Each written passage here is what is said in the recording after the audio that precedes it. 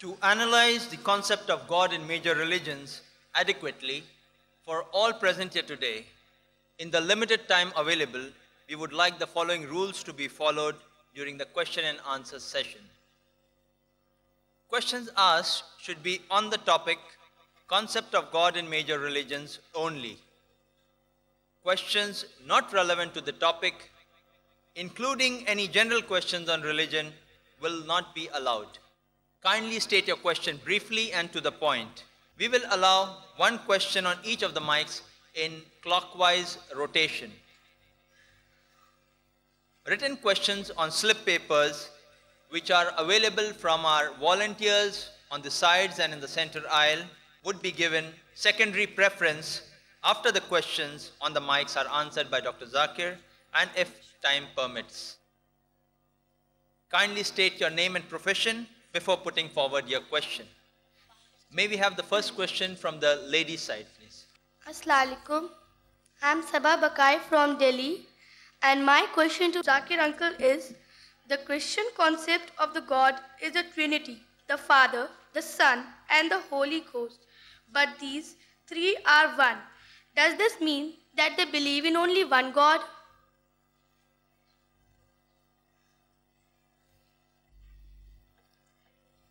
The sister asked the question that the Christians believe in Trinity, the Father, the Son, and the Holy Ghost, and that they are one.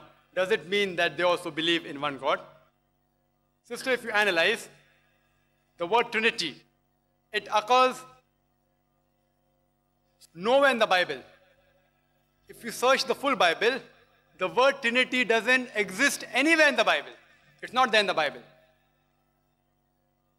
But the word Trinity is there in the Holy Quran. The Holy Quran says in Surah Nisa, chapter 4, verse number 171, it says, وَلَا تَقُولُوا ثَلَاثًا. Don't say Trinity. إِنْتَوْ خَيْرٌ لَكُمْ. This says, stop it, it's better for you. For God is one God.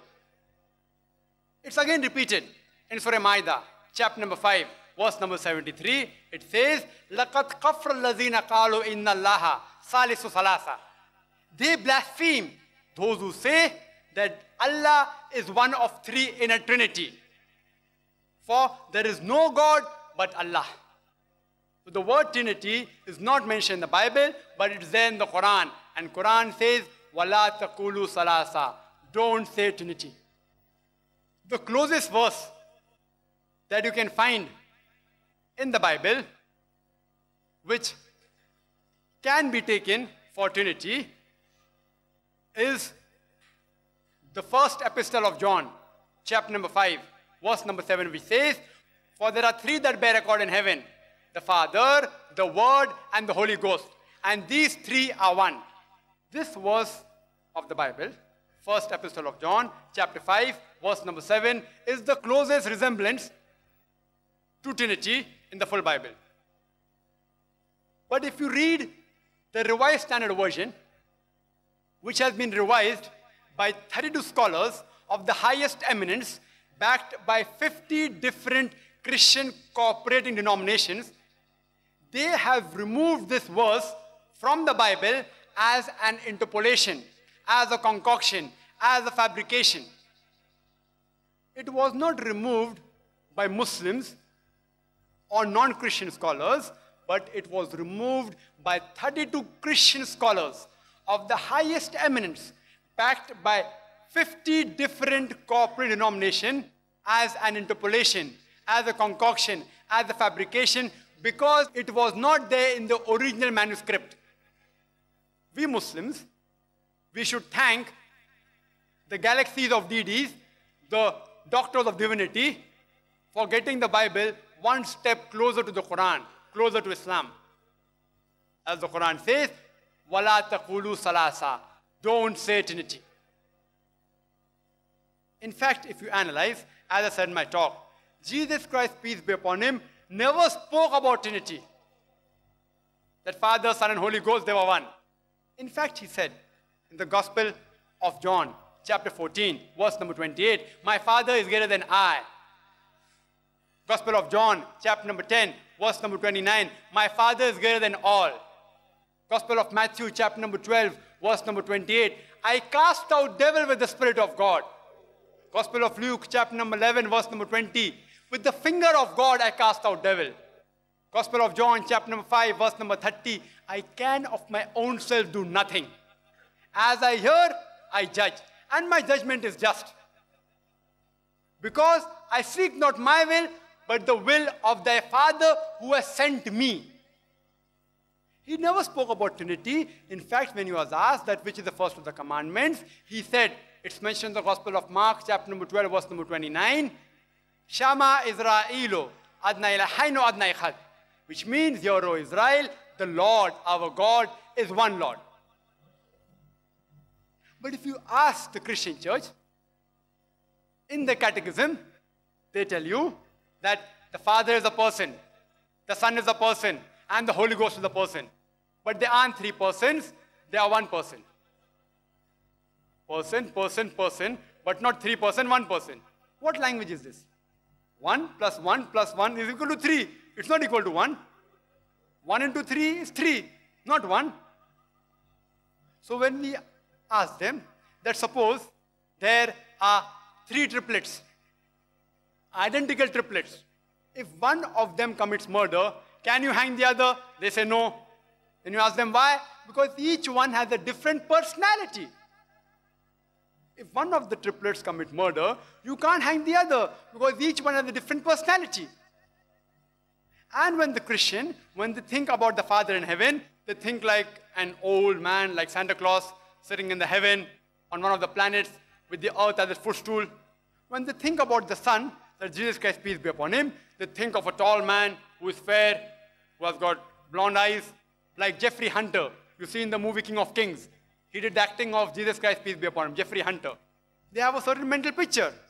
When they talk about Holy Ghost, they think of a dove, as the Bible says, which came upon Jesus Christ, peace be upon him, when he was baptized. Or they think it like a spirit that came at the Feast of Pentecost, which is mentioned in the Bible. But when you ask the Christian that when you speak about Trinity, how many pictures do you have in your mind? The Christian will tell you 1. Believe me, he is lying to you. Because 1 plus 1 plus 1 is 3, it is not 1. Hope that answers the question. Assalamu alaikum. My name is Muhammad Javed, and my question is, why can't God not take a human form?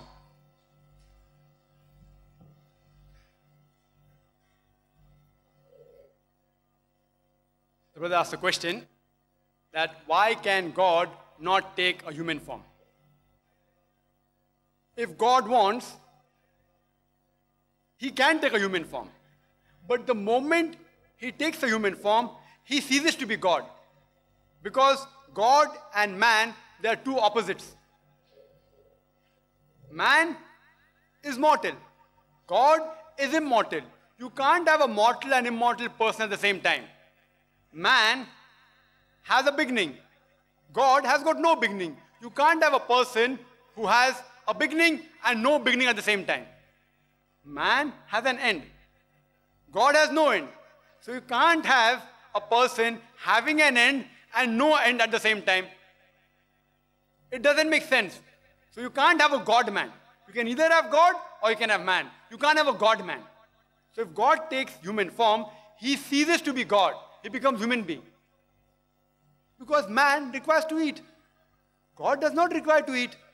The Quran says in Surah Anam chapter 6 verse number 14 that he feedeth everyone but doesn't require to be fed. The human beings, they require rest. They require sleep. The Quran says in Ayat al-Kursi chapter number 2 verse number 255, which was also recited by the Qari, Brother Shaf Muhammadi, Allahu la ilaha al-hayyul qayyum la ta'khudhu sinatun wa la nawm lahu ma fi samawati wa ma fil ard. Allah, he is one and only, the self-existing, the eternal. No slumber can seize him, nor does he require sleep. To him belongs everything in the heaven and the earth. Therefore, God, when he takes a human form, he ceases to be God. You can't have a God-man together. And if a God becomes human being and gives up his quality and becomes man, why should you worship a human being? Because he has same powers than you and me. People will want to worship you and me also then. What is the use of worshipping a person who has same powers like you and me? And later on if someone tells me this same human being became God, it's not possible. If human beings can become God, even you and I would become God tomorrow. Therefore, if Allah wants, He can become a human being. But He'll cease to be a God. Therefore, Allah will never want to become a human being. Allah can tell a lie if He wants. But He will never tell a lie. Because to lie is ungodly. The moment He lies, He ceases to be God. Allah can do injustice if He wants. But He will not. Because to do injustice is ungodly. As the Holy Quran says in Surah Nisa chapter 4 verse number 40, that Allah subhanahu wa ta'ala is never unjust in the least degree. So if He does injustice, He ceases to be God. Allah subhanahu wa ta'ala, if He wants, He can make a mistake. But He will not make a mistake, because to make mistake is ungodly.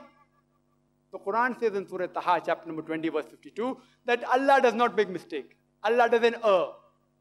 So if He makes a mistake, He ceases to be God. Allah can forget if He wants, but He will not forget, because forgetting is an ungodly act. The Quran says in Surah Taha chapter 20 verse 52, Allah doesn't make a mistake, neither does He forget. The moment He forgets, He ceases to be God. Therefore, the Holy Quran says, Inna Allaha ala kulli shayin qadir. Verily Allah has power over all things. In several places. In Surah Baqarah chapter 2 verse number 106, in Surah Baqarah chapter number 2 verse number 109, Surah Baqarah chapter 2 verse number 284, Surah Al-Imran chapter number 3 verse 29, Surah Nahl chapter 16 verse 77, in Surah Fatir chapter 35 verse number 1, Allah says, Inna Allaha ala kulli shayin qadir. For verily Allah has power over all things. But Allah only does godly things. He doesn't do ungodly things. Because Quran says in Surah Buruj chapter 85 verse number 16, Allah is the doer of all He intends. Whatever Allah intends, He can do. But He only intends godly things. This theory of God becoming a human form is called as anthropomorphism. Almighty, God taking a human form. And most of the major religions, sometime or the other, they have in their philosophy that God has taken a human form. Some religion once, some several times. And they have a very beautiful logic for that. They say that God Almighty, He is so pure, He is so holy. He doesn't know regarding the feelings of the human beings, regarding the shortcomings, the difficulties a human being can have. He is so holy and pure. And Allah subhanahu wa ta'ala doesn't know how does a human being feel when he's hurt. How does he feel when he gets into trouble. So therefore, God Almighty came in the form of a human being in this world to set the rules for the human being. On the face of it, very good logic. But I tell these people that if I manufacture a tape recorder, do I have to become a tape recorder to know what is good or what is bad for the tape recorder? No. I just write an instruction manual that when you want to play the audio cassette, put in the cassette, press the play button. When you want to stop, press the stop button.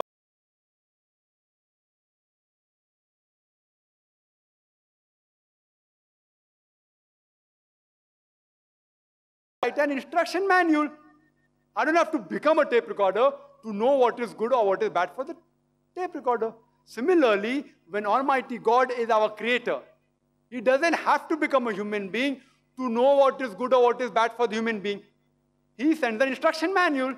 And the last and final instruction manual for the human beings is the Holy Quran. The Holy Quran is the last and final instruction manual for the human beings, the do's and don'ts for the human beings. And He need not come down in this world as a human being to give us the instruction manual. What does He do? He chooses a man amongst men to deliver His message, whom we call as messengers or prophets, who He communicates on a higher level through the revelation. It is so clear-cut to any logical person that God Almighty cannot take human form. But any fool can also understand That's the reason the Holy Quran says in Surah Baqarah chapter 2 verse number 18, Summum bukmun umyun fahum la yarjiun. The deaf, the dumb, the blind, they will not come to the true path.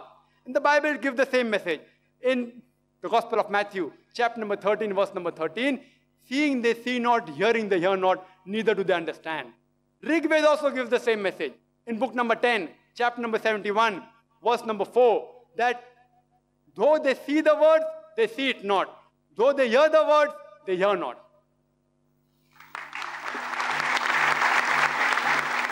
Assalamu alaikum. If all the major religions and scriptures speak about one God, then does it imply that all these religious scriptures, that is Bible, Vedas, etc., are the word of God? And does it further imply that whichever religion you follow, be it Islam or Hinduism or Christianity, it is one, the same?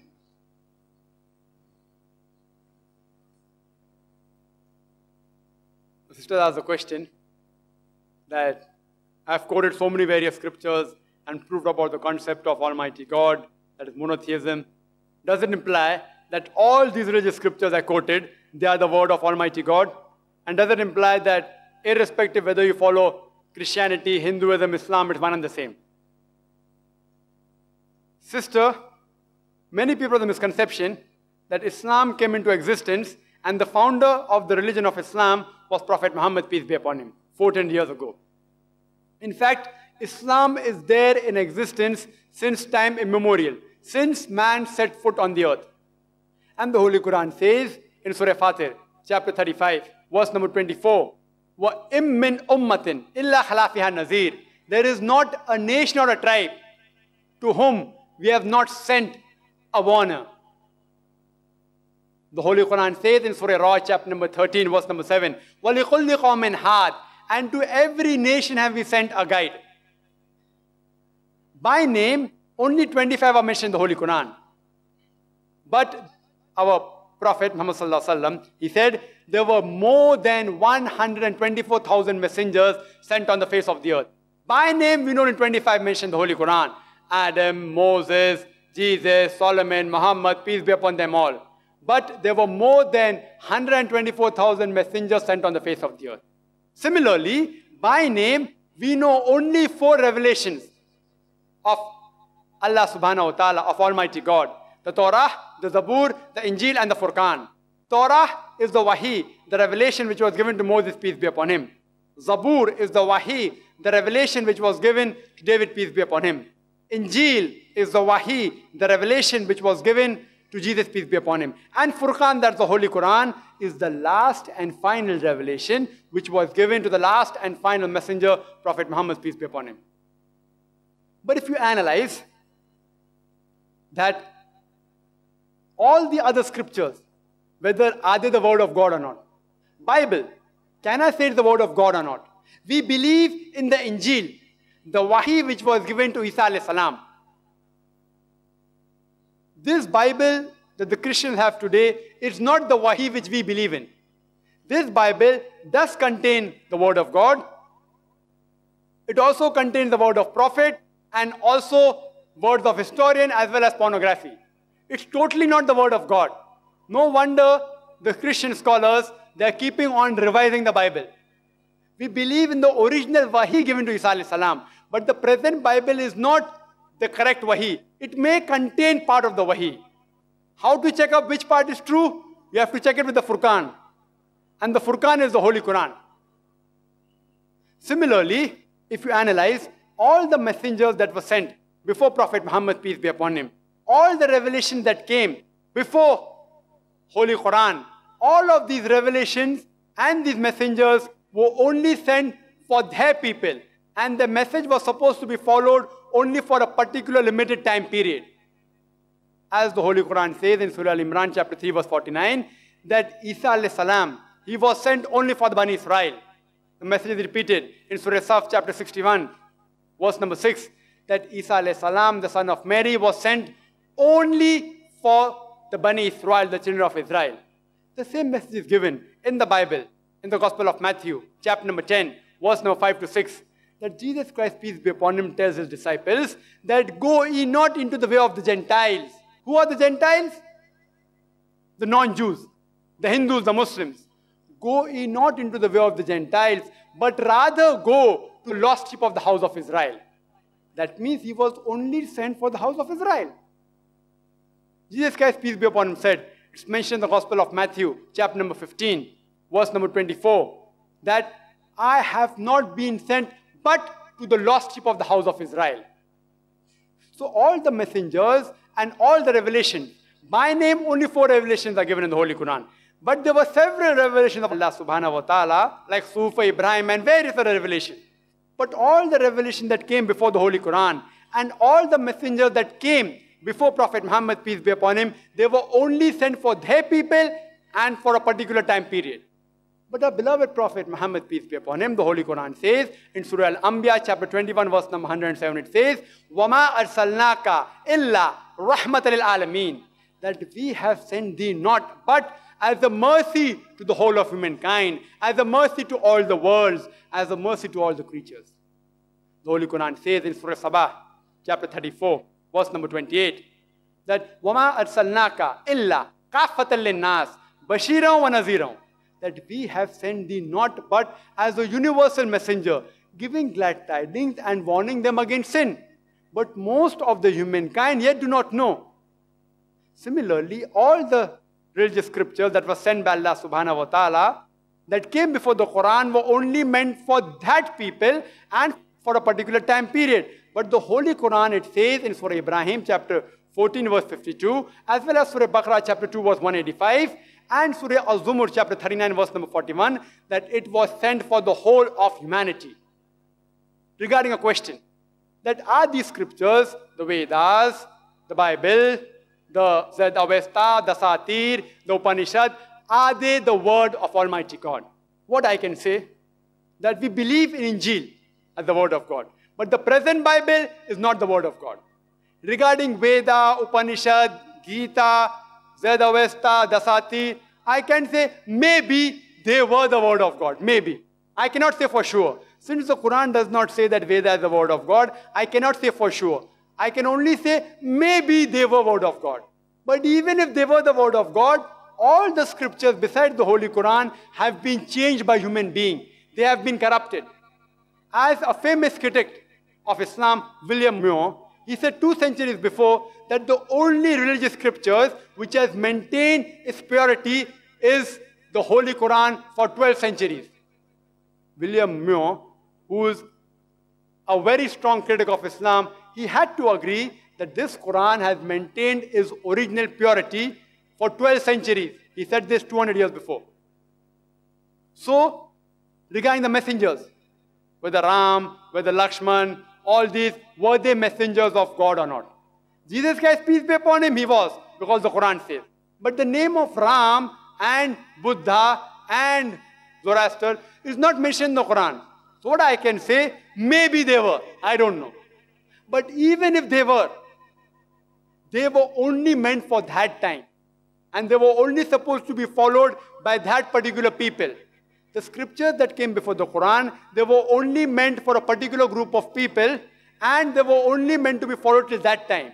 So even if they were words of God, even if the previous messengers were messengers of God, you only have to follow the last and final messenger, that is Prophet Muhammad, peace be upon him. Even if the other scriptures were the word of God, today you have to follow the last and final message of Allah subhanahu wa ta'ala, that is the Holy Quran and nothing else.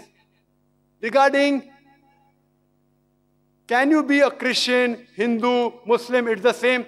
No, sister. It's not the same. Why? Because if you analyze, the Holy Quran says in Surah Al-Imran chapter 3, verse number 52, that Jesus, peace be upon him, he was a Muslim. Same thing as the Bible says in Gospel of John chapter 5, verse number 30. I seek not my will, but the will of my Father. If you translate into Arabic, not my will, God's will, it is nothing but Islam. He was a Muslim. Abraham, peace be upon him, the Holy Quran says in Surah Al-Imran chapter 3, verse 67, he was not a Jew or a Christian, he was a Muslim. So today if you have to choose any religion, the Holy Quran says in Surah Al-Imran chapter 3, verse number 19, Inna dina indallahi al-Islam, The only religion acceptable in the sight of Allah subhanahu wa ta'ala is Islam. Though the other religions speak about monotheism, only monotheism is not sufficient. You have to believe in Tawheed. You have to do the ibadah of Allah subhanahu wa ta'ala.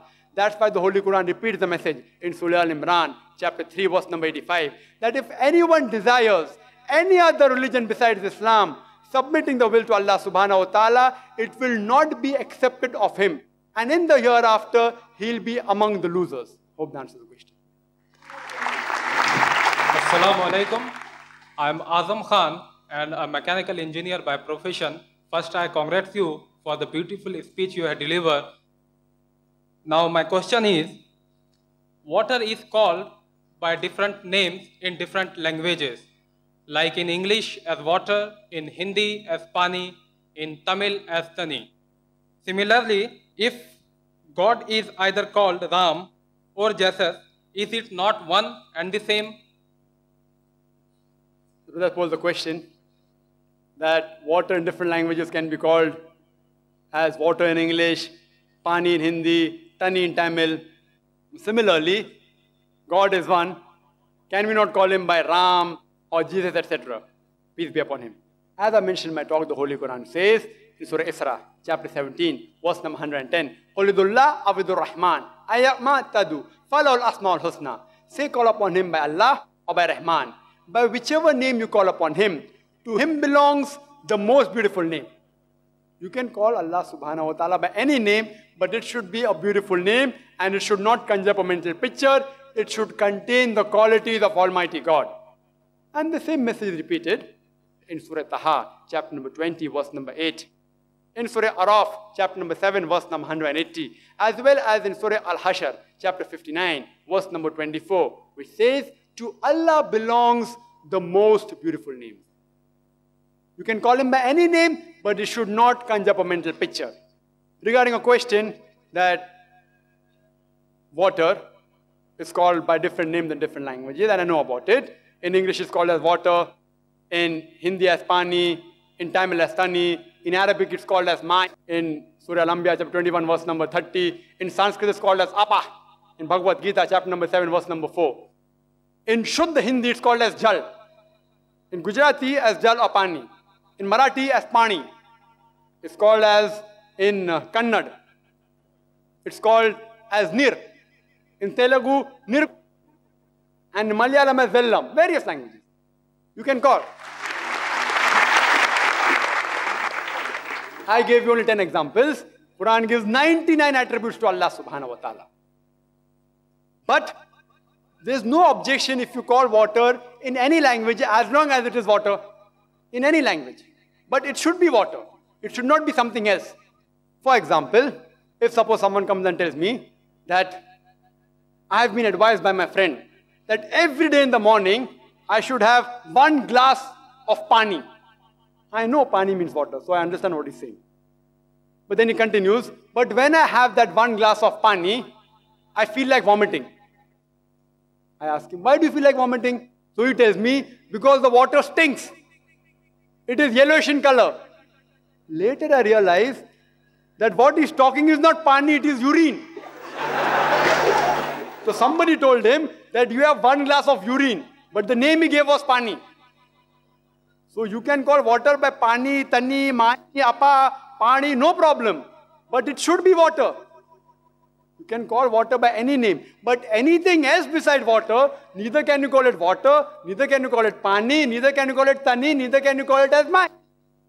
Water as water you can call, but something else as water you can't call. People may think that what? An illogical example. Even an ignorant person can make out the difference between urine and water. Only a fool will not know the difference between urine and water. And I agree with them. That even an ignorant person knows the difference between urine and water. Similarly, those people who know the concept of Almighty God, the correct concept, they say that these people who worship false God, they are not only ignorant, they are foolish. Can't they differentiate between a true God and a false God? You give it any name. But if it's a true God, you can give it the name of God. If it's not a true God, you're giving false God the name of God. Aren't they foolish? They are foolish. For example, if you want to buy some gold, there's a person who comes and wants to sell his gold jewelry to you. And he says, this is 24 karat sona. You know that sona in Hindi means gold. In Arabic it is zahaba. You know it very well. But even after knowing that sona in Hindi is for gold, yet you will not just buy it like that. You will verify whether the sona what is calling 24 karat sona, is it actually 24 karat gold or not. You will not just buy it off. What will you do? You will go to a goldsmith and verify whether it is actually 24 karat sona or not.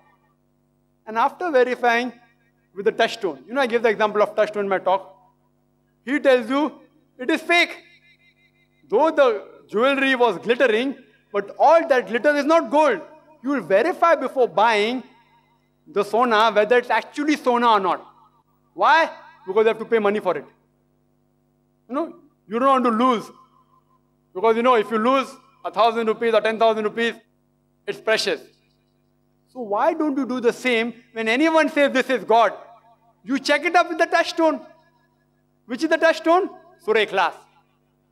Chapter number 112, verse number 1 to 4, which says, Qul huwallahu ahad. Say He is Allah one and only. Allahu samad. Allah the absolute eternal. Lam yalid wa lam yulad. He begets not nor is begotten. Walam yakul lahu kufuwan ahad. There is nothing like Him.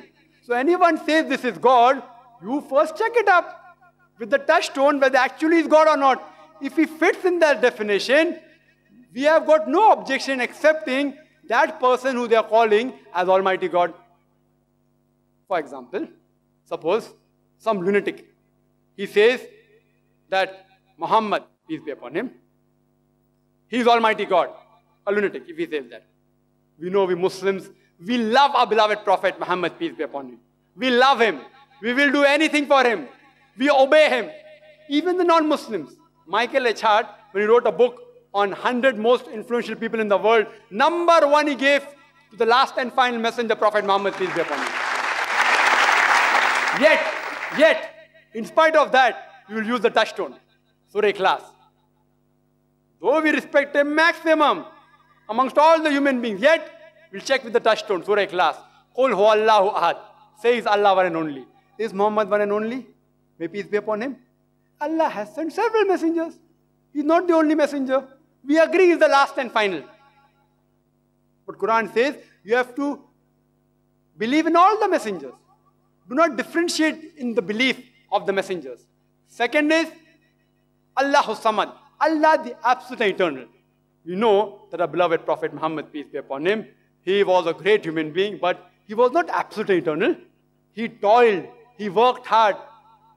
His biography tells us that he was even stoned many times. He prayed to Almighty God. He was not absolute eternal. Third test is Lam yalid wa lam yulad. He begets not nor is begotten. We know that he was born in Mecca. He had a father and mother by the name of Abdullah and Amina. He had parents. He had children also. Fatima, may Allah be pleased with her. Ibrahim, may Allah be pleased with him. He was begotten and he also beget. So he is not Allah subhanahu wa ta'ala for sure.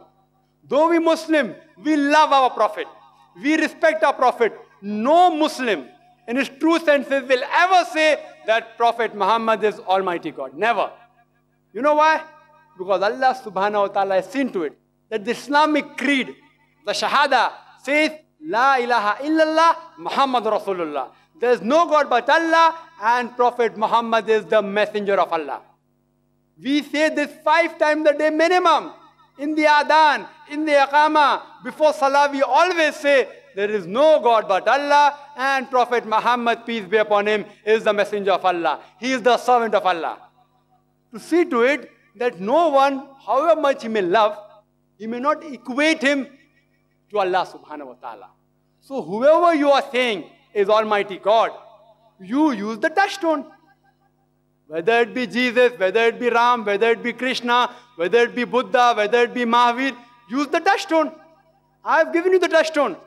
On the day of judgment, I can give shahada to Allah subhanahu wa ta'ala that the thousands of people that were present here, I showed them how to use the touchstone. Now the God that you worship, you apply this formula of touchstone to that God. If it passes, The touchstone, even I agree, He is Almighty God. If it doesn't pass, then you cannot call Him God at all. Hope that answers the question. My name is M.D. Marathe. I am a technologist.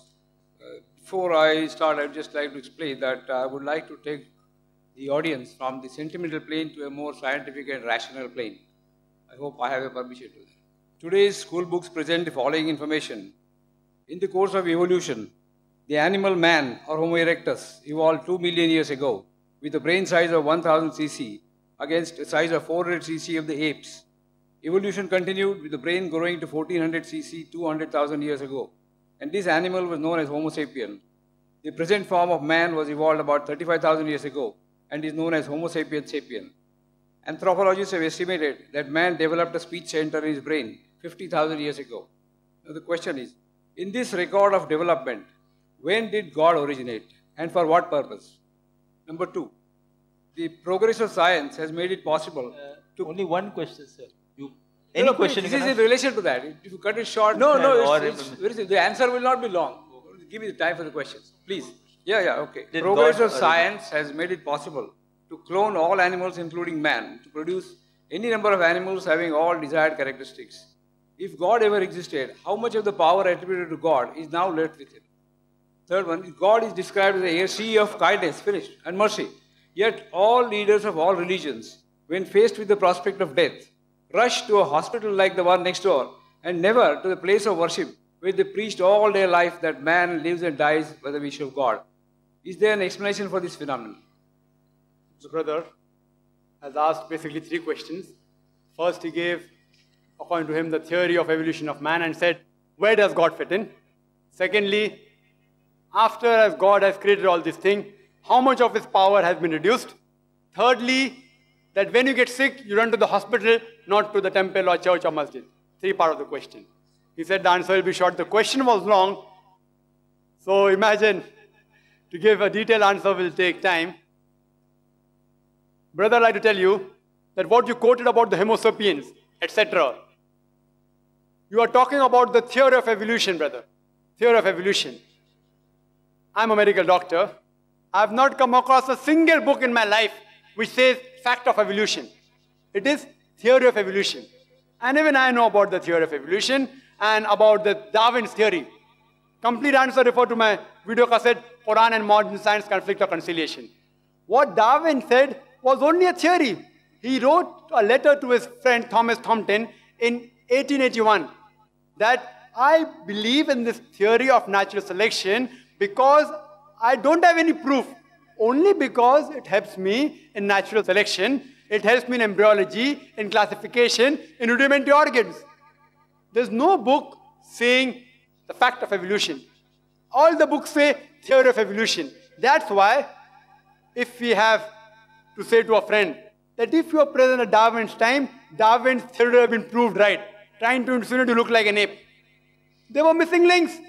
Darwin himself said the missing links. You spoke about the hominids. You only spoke about one wave. I'll tell you about all the 4 waves. The first wave was Lucy. Lucy was first wave which came 3.5 million years. You talk about 2 million years. I'm telling you what scientists have said 3 million years ago. Lucy. It died out by the Ice Age. The second came the Homo erectus. Homo erectus. About 500,000 years. After that came the Neanderthal man. The third wave, about 40,000 years ago. And the last was the Cro-Magnon. But brother, there's no link between all these stages. It's only a hypothesis. According to P.P. Grasset, who held the chair of evolutionary studies in Paris, in Sorbonne University, in 1971, he said, it is letting our imagination run too wild, just based on vestiges to say who our ancestors were. I do know there are some people who speak about Darwin's theory. I'm a medical doctor, I know about that. But do you know there are hundreds of scientists who speak against it? Few scientists speak in favor, but there are more who speak against it. For the complete answer, refer to my video cassette, Quran Modern Science. There are few scientists, because there's no fact of evolution, they say let's support a theory. Quran doesn't support any theory or hypothesis. Quran speaks about fact. So regarding your 2 million years, Allah subhanahu wa ta'ala, no beginning. When man came, no one knows the exact date. No one knows. Assumption is it. But Quran says the first man was Adam alayhi salam. First man. And with it came Eve. May Allah be pleased with her. Man hasn't reached that stage. There's not a single statement in the Holy Quran which science has proved wrong yet. Hypotheses go against the Quran. Theories go against the Quran. There's not a single scientific fact which is mentioned in the Holy Quran which goes against established science. It may go against theory. So brother, your thing is only supported by few people, not by the majority. Regarding second part of the question, that if Allah has created all these things, how less His power has become. You can't understand Him completely. As the Quran says in Surah Anam chapter 6 verse 103, He is beyond comprehension. I can give you a simile, not exactly same. An ocean. If you take a drop out of the ocean, how much does the level of the ocean go down? How much? How much? Yet, in spite of this, the difference between Allah becoming less when He creates things and the difference between the level of the ocean becoming less is infinite. The level of the ocean may become 0.00000 somewhere, 0.00 somewhere it will end. But Allah subhanahu wa ta'ala, not even a bit becomes less. He is all powerful. That's Allah subhanahu wa ta'ala. If such a God who becomes less, we don't worship such God who becomes less, keeps on creating, He will sometime lose His power. So this God is eternal, absolute. As I said in my talk, He is absolute and eternal. Everything depends on Him. He doesn't depend on anything. Where did Allah come? Allah was before the universe created. Where does He fit in? Where did He get created? He is uncreated. You ask me the question, where did He come into existence? He is uncreated. It's like you asking me that when I tell that my friend, he told me that my brother Tom, he gave birth to a child. Is the child girl or a boy? I, being a doctor, know very well a man cannot give birth to a child. So where does the question come?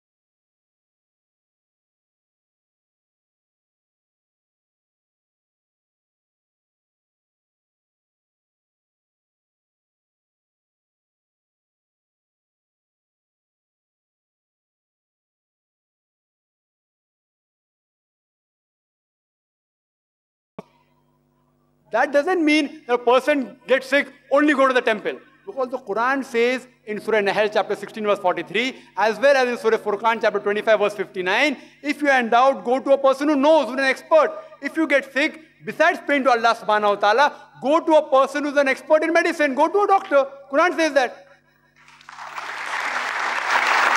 But even after going to the doctor, have faith in Allah. Because He is the person who cures you. He can cure you with a doctor or without a doctor. So Allah subhanahu wa ta'ala says, we don't believe in blind belief. No Muslim scholar will ever say, if you are sick, don't go to a doctor. Go to a doctor, but finally, who cures is Allah subhanahu wa ta'ala. That's why all the doctors, when all their brain, all their science, all the medicine fails, they say, it is only Allah who can save you.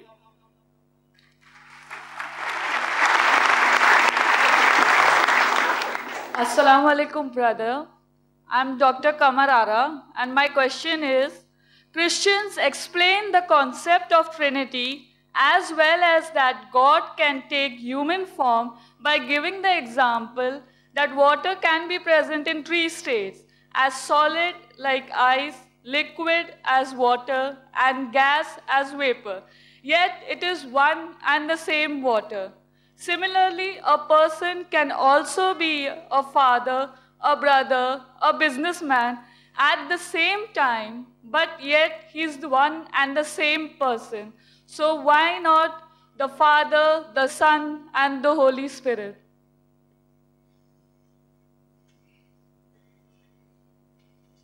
The sister has a question regarding Trinity. The Christians have the concept of Trinity, Father, Son, Holy Ghost. The previous question was, I proved it, that from the Bible, Jesus, peace be upon him, never believed in Trinity. Now she gave an example. She's giving a human logic, asking a question, that if water can be present in three states, as solid, liquid, and gas, as ice, water, and vapor, when water can be in three states, why can't God be? Similarly, the Christian missionaries pose the question, even God Almighty can be present in three forms, Father, Son, and Holy Ghost. Now, if you analyze, I do agree matter can be in three states, solid, liquid, and gas. But you should realize that if water is present in three states, solid, liquid, gas, as ice, water, and vapor, in all the three states, the constituent, the component of water is the same, H2O. Even if it's ice, the constituent and component is H2O. Even when it is water, it is H2O. Even when it is vapor, it is H2O. Even when it's ice, even when it is gas or liquid, it is H2O. That's very important.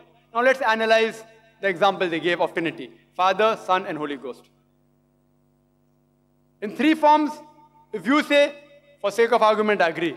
But are the constituent of all these three things, Father, Son, that is Jesus Christ, peace be upon him, and Holy Ghost the same?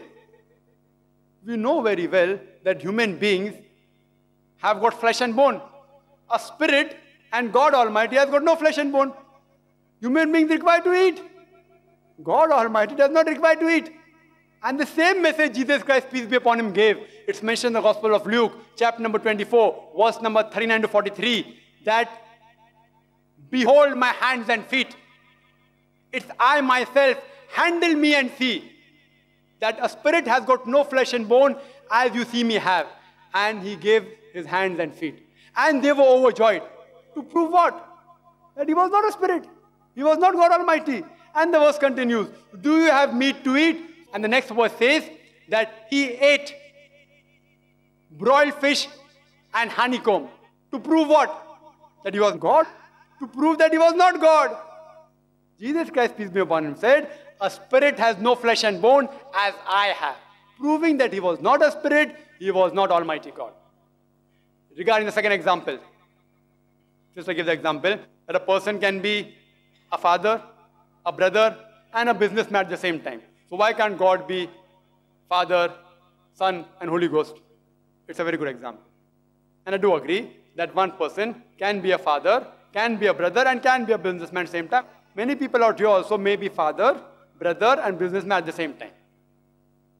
But if suppose the sister of that man tells a secret to the brother, but natural, even the father and businessman will know that secret because one and the same person.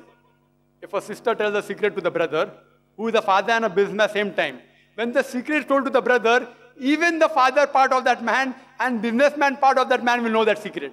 But when you read in the Bible, in the Gospel of Mark, chapter number 13, verse number 32, it says, of that day, of that hour, knoweth no man, no, not even the angels in the heaven, nor the Son of Man, but the Father. The knowledge of the hour of that day, no one knows, Jesus Christ, peace be upon him, said, except the Father. Not even the angels, not even himself. If Father, that's God Almighty, and Jesus Christ, peace be upon him, one and the same, then if knowledge of hour is known to God Almighty, even Jesus should know about it, peace be upon him.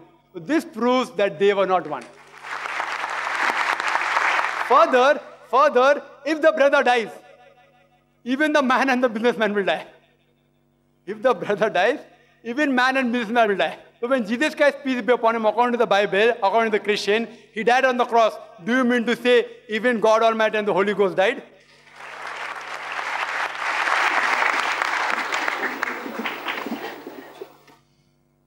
Assalamu alaikum. I am Riyaz Vadgaonkar and a businessman.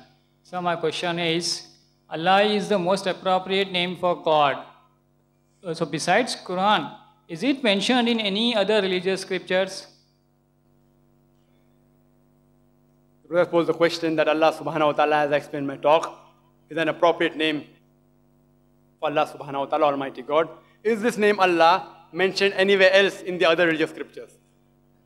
If you analyze most of the religious scriptures which have the concept of Almighty God, somewhere or the other, most probably, one of the attributes of God Almighty is Allah subhanahu wa ta'ala. For example, if you read the Bible, in the Hebrew language, they call God Almighty as Elohim. Him is a sign of respect in the Semitic languages. So actually it is Elo. Elo for God. And if you read the Bible, Old Testament also, it says for God, Elo or Ella.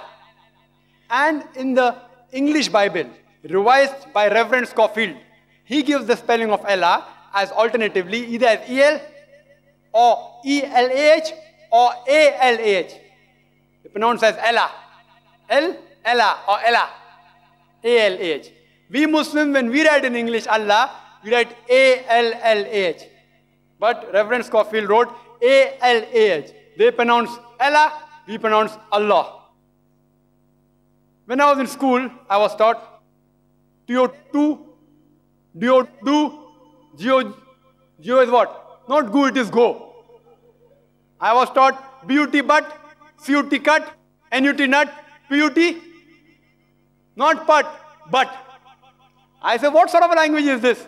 He said, no, you have to say beauty but, not but. And if I have to pass the examination, even I say beauty but. Geo is not go, it is go. I have to, because it's their language. Similarly, we know how to pronounce correctly Allah. They say Allah, he said no problem. The right pronunciation is Allah. Later on, when Reverend Scofield realized what he had done, that he is coming closer to the Quran, maybe people took objection. In the revised edition, that thing is taken out. A-L-A-H is taken out. So now when you get the Scofield English Bible, only E-L and E-L-A-H is there. A-L-A-H is not there. But in spite of that, yet, Alhamdulillah, by the grace of Allah subhanahu wa ta'ala, in every Bible, yet, the name of Allah is there. Because, according to the Bible, when Jesus Christ, peace be upon him, allegedly he was crucified, it's mentioned in the Gospel of Matthew, chapter number 27, verse number 46, as well as the Gospel of Mark, chapter number 15, verse number 34. When he was put on the cross, he cried out, Eli, Eli, lama sabachthani. So as to say, O God, why hast thou forsaken me? If you analyze and ask them that what is Eli, Eli, lama sabachthani? It's a Hebrew quotation. But it has been maintained. Even in the English Bible, it has been maintained. And then they translate, Eli, Eli, lama sabachthani. O God, why hast thou forsaken me? Some people say the name of God is Jehovah. So I asked them, does Eli, Eli, lama sabachthani sound like Jehovah, why hast thou forsaken me? They say no. Does it sound like Jesus, peace be upon him, why hast thou forsaken me? They say no. Hebrew and Arabic language are sister languages. If you translate Eli, Eli, lama sabachthani into Arabic, it is Allah, Allah, lama taraktani. Does it sound similar? Yes. Why? Sister language. And the best part of it is that the Bible has been translated into more than 2,000 different languages. And in every language, this quotation is verbatim the same. Eli, Eli, lama sabachthani. Whether it's a Tamil Bible, Chinese Bible, Hebrew Bible, any Bible, this Hebrew quotation has been maintained, and the word Allah subhanahu wa ta'ala is there in each and every translation of the Bible. This word Allah, like Guru Nanak, one of the attributes he gave to God is Rahim. Also he gave Allah. If you read the Hindu scriptures, Upanishads, one of the Upanishads is called as the Allah Upanishad. And God Almighty has called by Allah several times.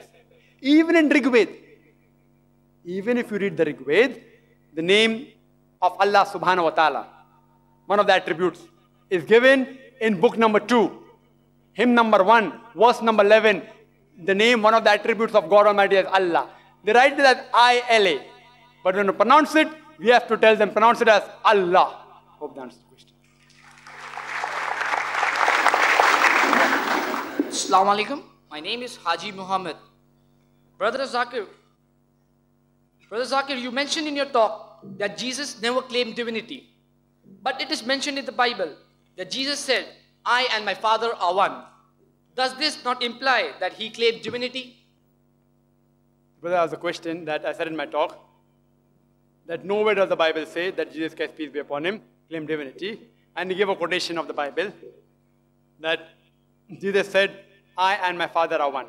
What the brother is quoting is a verse from the Bible in the Gospel of John, chapter number 10, verse number 30, which does say, I and my Father are one. But when you ask the Christian missionaries that what is the context, I have not yet met a Christian missionary who can tell you the context without opening the Bible. He knows I and my Father are one, but he doesn't know the context. For example, if I quote to someone that the Quran says do not pray, most of the Muslims will be shocked. What is I talking? And if you open it, does say do not pray, but it's half the verse. Surah Nisa chapter 4 verse 43 says, do not pray with your mind befogged. Do not pray when you're intoxicated. So if I only quote do not pray, it will mean Quran says don't pray. Half the quotation.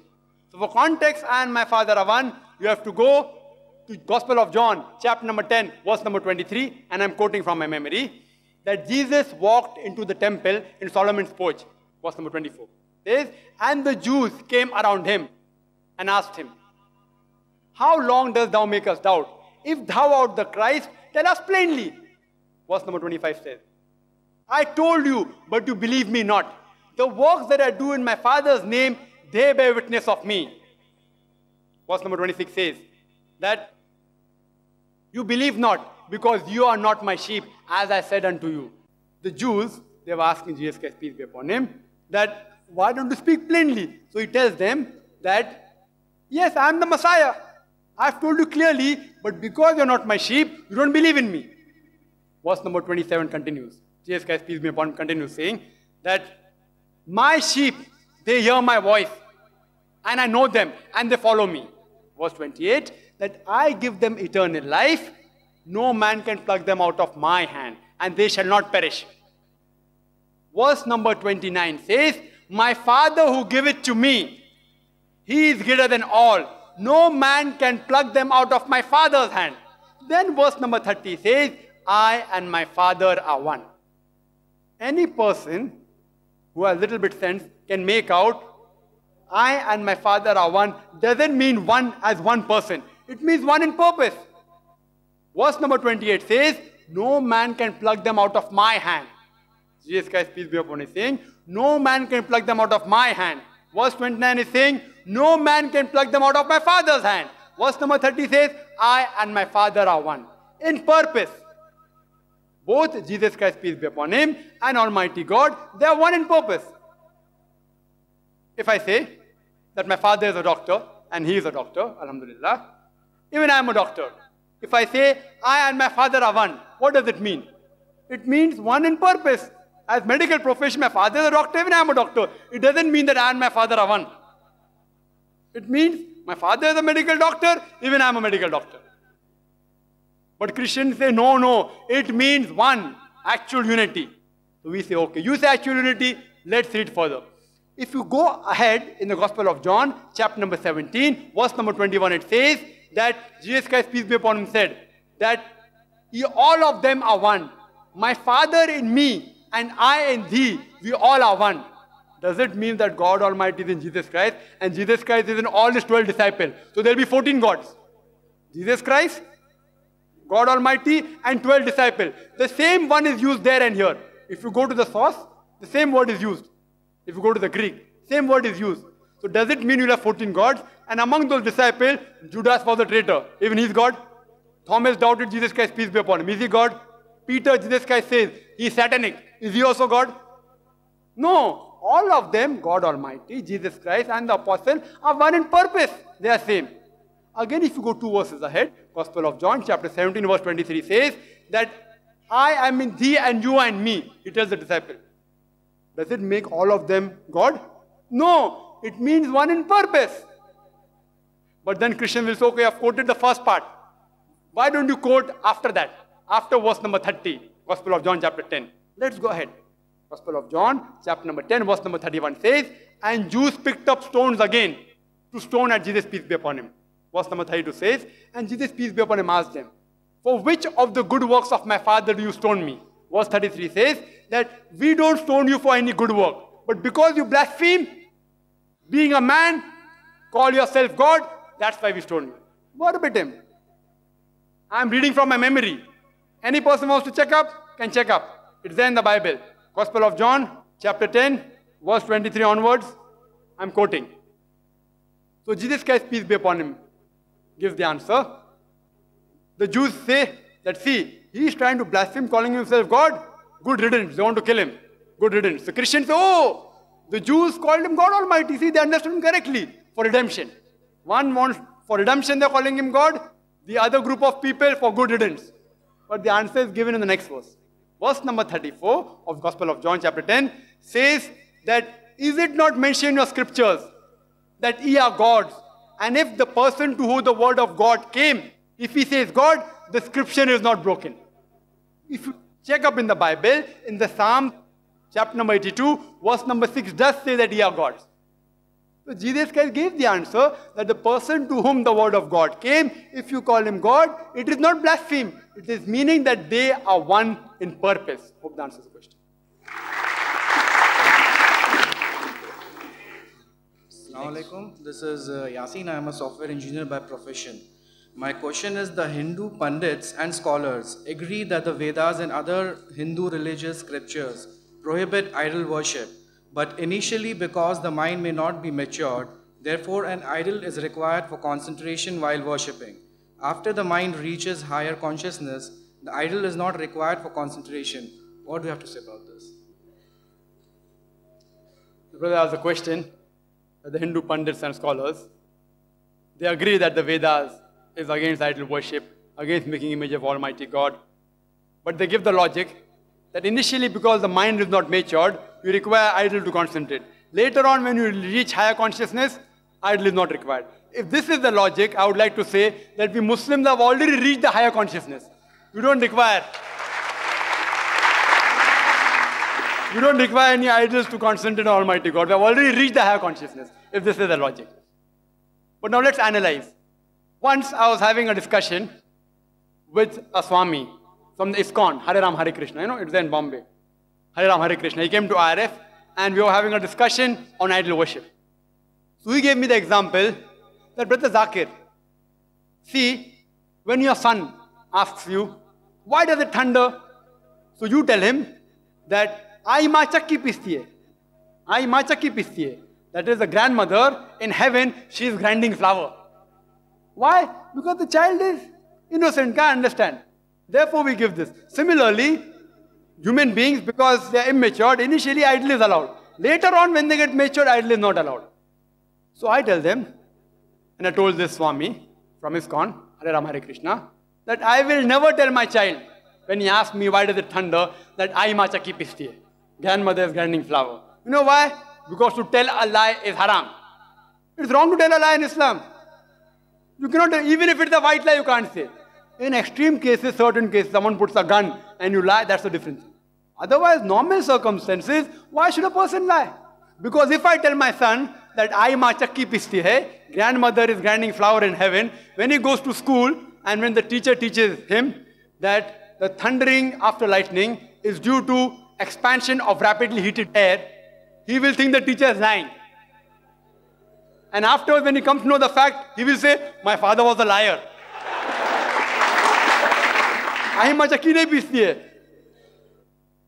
So this is the problem, that why should you say such wrong things?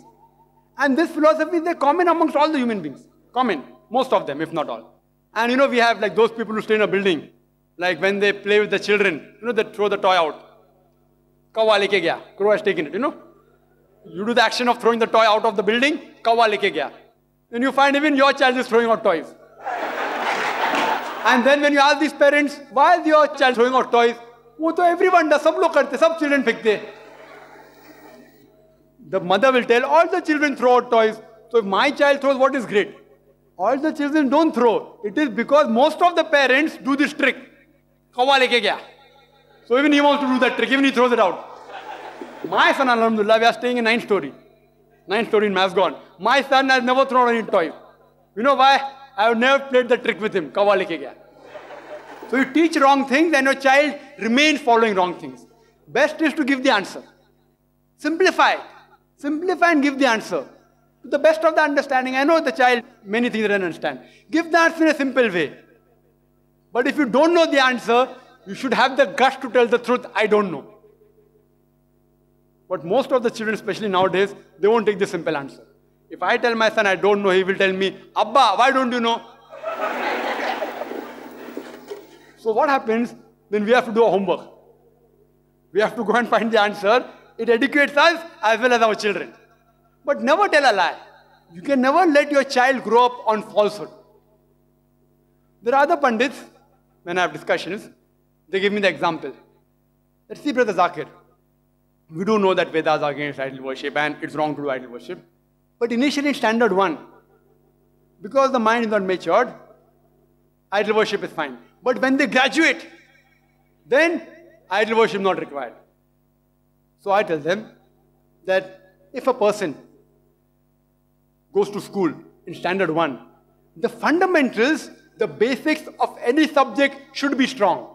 If the basics and fundamentals are strong, in future, even the structure will be strong. If the basics are not strong, the structure will not be strong. So if a teacher teaches in standard 1, in mathematics, 2 plus 2 is equal to 4. Even after he goes to standard 3, 4, 5, when he passes school, when he becomes a graduate, even if he does PhD in mathematics, yet 2 plus 2 will always remain 4. He may learn trigonometry, algebra, logarithms, but the basics of arithmetic addition, 2 plus 2, will remain the same. If the teacher teaches wrong things, 2 plus 2 is 5, or 2 plus 2 is equal to 6, in standard 1, what will happen to the student when he graduates? Therefore, the basics should always be strong. The fundamentals should always be strong. And these scholars, they know very well the fundamentals of the Vedas are regarding concept of God, that God has got no image. You cannot make any idol of God. That's the fundamental. I ask these people that if you know that the followers of a religion are doing wrong things, it's your duty to correct them. If your son says 2 plus 2 is equal to 5, will you keep quiet? In standard 1, you say, no, let him graduate, then I'll tell him that 2 plus 2 is equal to 4. Will you say that? You will correct him initially. You won't wait till he graduates.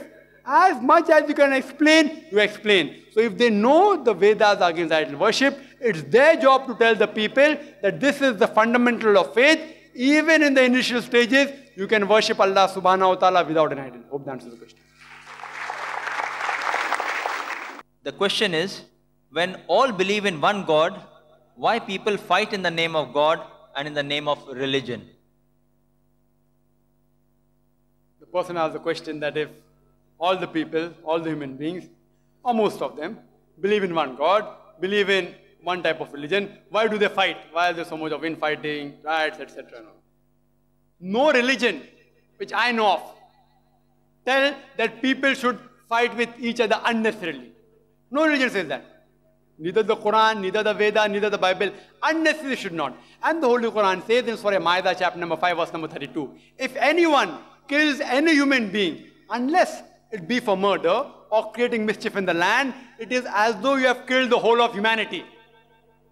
Quran does not say if you kill a Muslim, you have killed the whole of humanity. If you kill any human being, unless it be for murder or creating mischief in the land, it is as though you have killed the whole of humanity. So no religion teaches that people should fight with each other unnecessarily.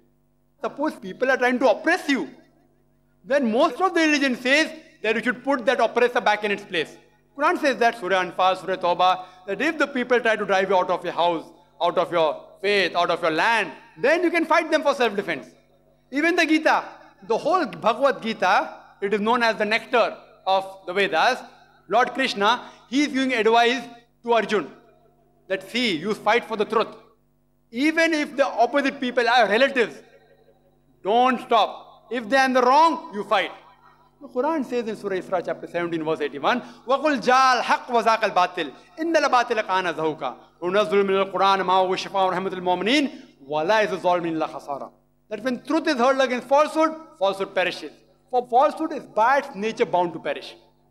The Quran is a healing and mercy for those who believe. It was revealed in stages. But for those who are unbelievers, it's nothing but loss after loss. So basically, no religion tells you to fight, unless in self-defense. Even the police kills the robber in self-defense, kills the criminal. But normally, under normal circumstances, people should not fight. But yet I do know that people fight. Why is the big question. You know what the reason? The reason is people fight for power, for material things. The politician, he wants vote. What does he do? He instigates a riot. A riot. And then you get marginalized. And then Hindus vote Hindu, Muslim vote Muslim. Politicians. If a builder wants a land, you can't acquire the land because there are 1,000 huts there. What does he do? He instigates a riot on the base of religion. The huts are burned down and then he builds a big building on that land for money. So these people, for power, for money, for material requirements, these people, they instigate the riots. Otherwise, the common Hindu, the common Muslim, alhamdulillah, we love each other. We love our non-Muslim brother. Bombay, if you know Bombay, even during partition, there was not such a riot as we had a couple of years ago. Engineered by whom? Politicians. Politicians engineered it. All because for power, for material desire. Otherwise, no religion says that you should fight with one another. We do know. We have similarities. We agree with that. We have differences also. But a politician, on the front of everyone, you say, Ram bhi Khuda, Allah bhi Khuda. Front of it. And behind he goes and engineers riots. See, we don't believe in pseudo-secularism. If suppose two people are there, one person is saying 2 plus 2 is equal to 4. The other person is saying 2 plus 2 is equal to 5. That does not mean, oh, he's such a good man. 2 plus 2 is also equal to 4. 2 plus 2 is also equal to 5. I am a very Deshbhakt, secular person. What secular? Hypocrisy. I should have the guts to say, see, what you are saying 2 plus 2 is equal to 4 is right. What you are saying 2 plus 2 is 5 is wrong, but I will not fight with you. I will tell you the truth, I will not fight with you. Same the Quran says in Surah Kafirun, chapter 109, verse number 1 to 6. قُلْ يَا أَيُّهَا الْكَافِرُونَ لَا أَعْبُدُ مَا تَعْبُدُونَ وَلَا أَنْتُمْ عَابِدُونَ مَا أَعْبُدُ وَلَا أَنَا عَابِدٌ مَا عَبَدتُّمْ وَلَا أَنْتُمْ عَابِدُونَ مَا أَعْبُدُ لَكُمْ دِينُكُمْ وَلِيَ دِينِ. Say to those who reject faith, I will not worship what you worship, nor will you worship what I worship. I will not be worshipping that which you want me to worship, nor will you worship what I worship. To you is your way, to me is mine. To yours, your religion, to me is mine. I will present the truth to him. Right? Don't do idol worship. Don't have wrong concept of God. Yet if you have, lakum dinukum waliya din. To you is your way, to me is mine. The Holy Quran says in Surah Baqarah chapter 2 verse number 256, La ikraha fid din. There is no compulsion in religion. Truth stands out clear from error. If you hold the hand of Allah subhanahu wa ta'ala, He will take you from darkness to light. If you hold the hand of the evil one, the devil, he will take you from light to darkness. The choice is yours. But no religion says that you should fight with each other unnecessarily. Hope that answers the question. My name is Sushil Karamputkar, official photographer, All India Radio, Vivid Bharati Service and Bombay Doordarshan Kendra. I have visited holy country of Islam, that is Saudi Arabia, 3 times and spent nearly 4 years in Saudi Arabia and watched Islam from closer distance. Now, Dr. Zakir Naik, my question is, there is a Muslim blind person. His one eye is replaced by eye donated by a Hindu person. His one kidney is replaced by kidney donated by a Christian person. And his heart is replaced by a heart donated by a Parsi gentleman.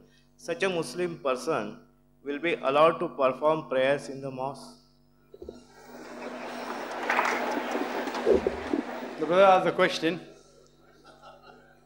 that he had been to Saudi Arabia and one person, his eyes from a Hindu or heart from a Christian and kidney from so and so, various things. So having eye from another religion, heart from another religion, can you offer salah in the mosque? The answer is, brother, according to Islam, every human being is born as a Muslim. Every heart is a Muslim. Every kidney is a Muslim. Every eye is a Muslim. What is the meaning of Muslim? Muslim is a person who submits their will to Allah subhanahu wa ta'ala. Every heart submits their will to Allah subhanahu wa ta'ala. I'm talking about the organic heart. Organic heart, no?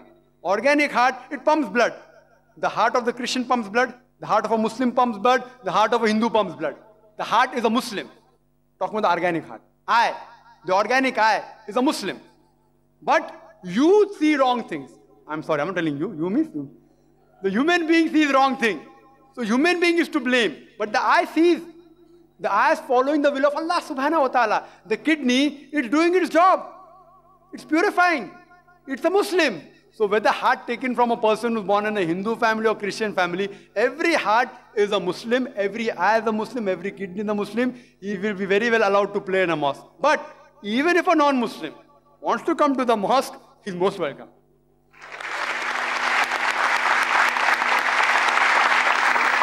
Our beloved Prophet, he had discussions about concept of God. Time didn't permit me. The revelation of Surah Ikhlas, the touchstone of theology, which I gave to everyone, was revealed when? When he was having a discussion with the Christians in the mosque. And they asked him, who is Allah?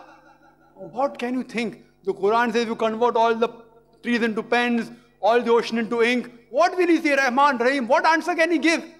The direct revelation came. Qul, tell them, Qul huwa Allahu ahad. Say he is Allah one and only. Allahu samad. Allah the absolute eternal. Lam yalid wa lam yulad. He begets not, nor is he begotten. Wa lam yakul lahu kufuwan ahad. There is nothing like him. Next question from the slip is from Swati S. Malik. She is an engineer. As you mentioned in your talk that Hindus say sun, moon, snake and monkey is God. Basically, it's not like that. We Hindus don't believe that the above mentioned things are God, but we believe that God is everywhere. God is in each and everything. God is in coat, God is in air, in fire. Does Islam believe the same? If not, then why? What's wrong in this? The question posed was that they believe that the moon, the sun, the tree, they aren't God, but God is present everywhere. Since God is present everywhere, therefore, we worship it. What does Islam believe? See, the Holy Quran says that wherever you turn your face, you will find Allah subhanahu wa ta'ala. Allah is everywhere. But what does it mean? Are you talking Allah is present physically? When Quran says Allah is everywhere, do you mean to say physical? My question is, what do you mean Allah is everywhere? Is it physical? If physical, if you believe Allah is physical, then you should be able to see it. No eye can see Allah subhanahu wa ta'ala. It's not physical. The knowledge of Allah is everywhere. The knowledge of Allah is everywhere. Allah has power over all things.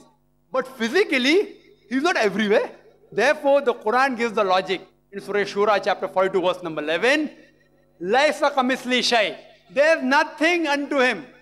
Nothing like whatever unto Him. So I'm telling you, the moment you worship the sun, do you mean to say God is only there, nowhere else?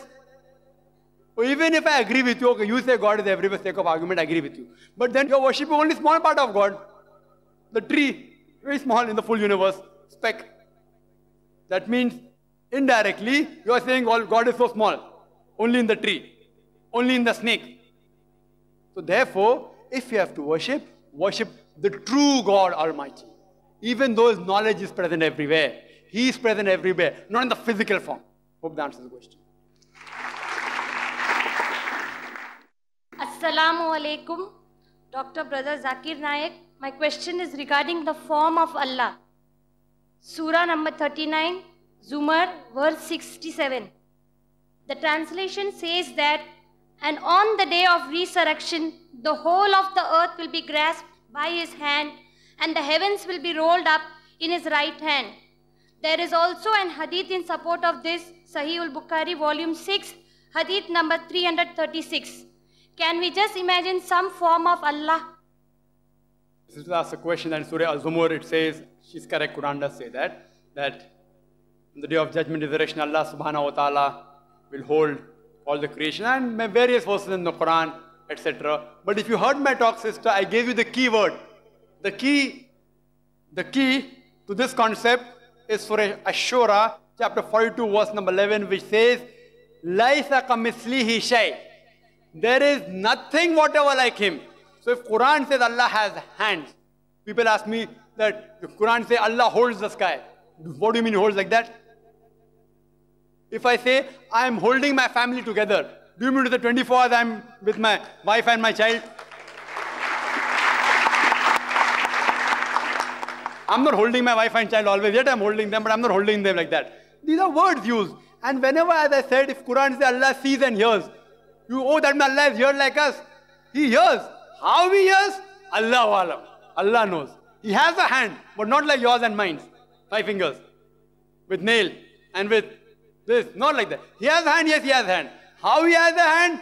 وَلَمْ يَكُلْ لَهُ كُفُوًا أَحَدٌ. There is nothing like him. How will he do it? Allahu alam. He will do it for sure. Quran says he'll hold it in the right hand. He will hold it in the right hand. How he will hold it? I don't know. On the day of judgment, inshallah, you and I will witness that.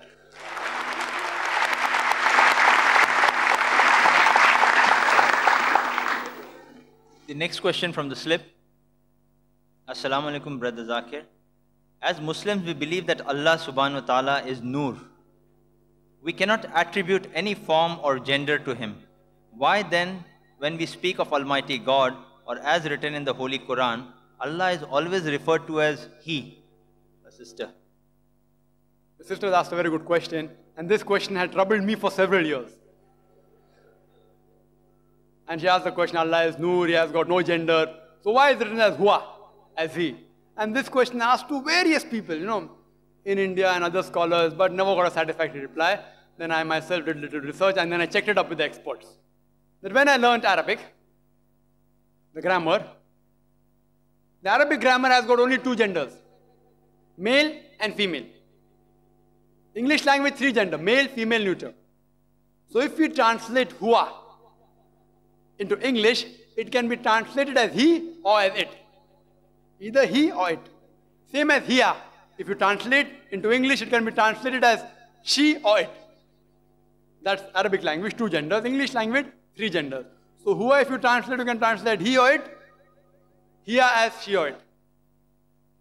So Hua, in English if you say, Allah subhanahu wa ta'ala is beyond any gender. So why have used he? Some people may say that if Hua means he and it, and hiya means she and it, both means it. So why did Allah use Hua and not hiya? Because Quran says, Qul huwallahu ahad. Say he is Allah one and only. When I learned in Arabic grammar, I was told that in the Arabic grammar, there are certain rules and criteria for feminine gender. Feminine gender. First, if it is feminine in nature, like mother, ummun, it becomes a feminine gender. Second rule, if it ends with ta, it is feminine gender. Like mirwahatun, fan, ending with ta, it becomes feminine gender. Allah subhanahu wa ta'ala is not a female, so it can't be feminine. It is not ending with ta. Is it ending with ta? No. So it can't be feminine. Third is, it should end with bada alif, then it becomes feminine. Allah doesn't end with bada alif, so it can't become feminine. And another one is that pairs of the body, twos, like eyes, ainun, feminine, yadun, hands, feminine. Allah is Qul huwallahu ahad. Say is Allah one and only. It's not pair. So therefore, in defection, in default, since it can't be used as hiya it, that she it, Allah uses huwa it. Otherwise, Allah subhanahu wa ta'ala has got no gender at all. Assalamu alaikum, brother. My name is Ali Hussain. Now in your talk you have mentioned that, and even in your earlier talks which I have heard, you have mentioned that Jesus in Bible is nowhere claiming divinity.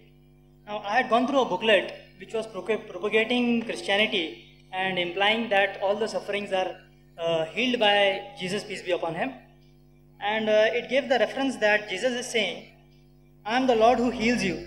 And the reference was from Exodus chapter number 15, verse number 26. And even it went further, saying that in 1 John chapter number 1, verse number 7, the blood of Jesus, his son, cleanses us from all sins.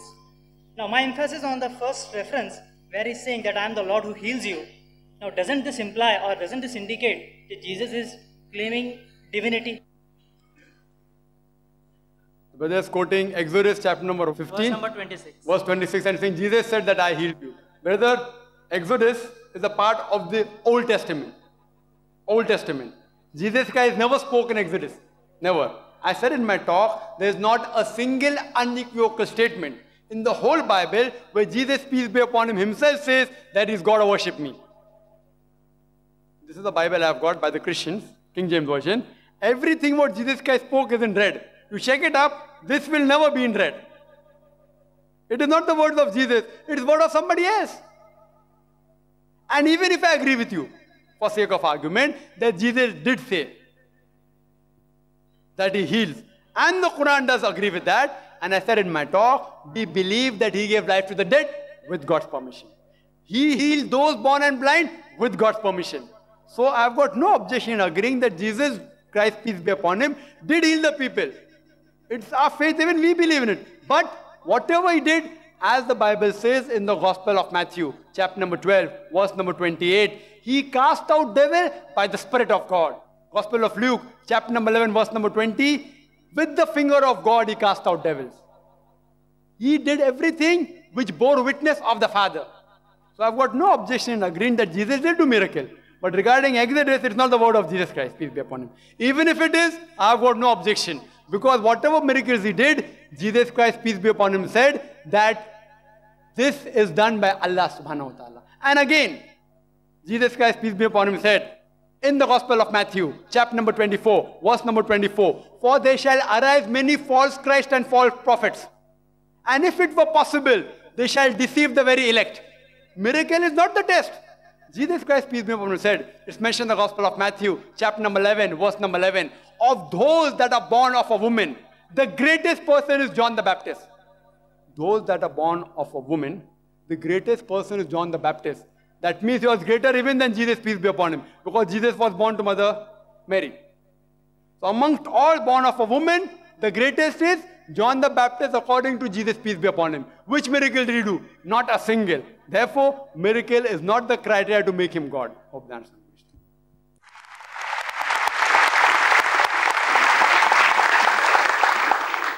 We thank Allah subhanahu wa ta'ala for making this program possible. On behalf of the Islamic Research Foundation, I thank all our guests, including the press, for attending the program. We also appreciate and thank all the persons involved in the organizing and recording of this event. Jazakumullah khairan. وَمِنْ آيَاتِهِ اللَّيْلُ وَالنَّهَارُ وَالشَّمْسُ وَالْقَمَرُ لا تسجدوا للشمس ولا للقمر واسجدوا لله الذي خلقهن إن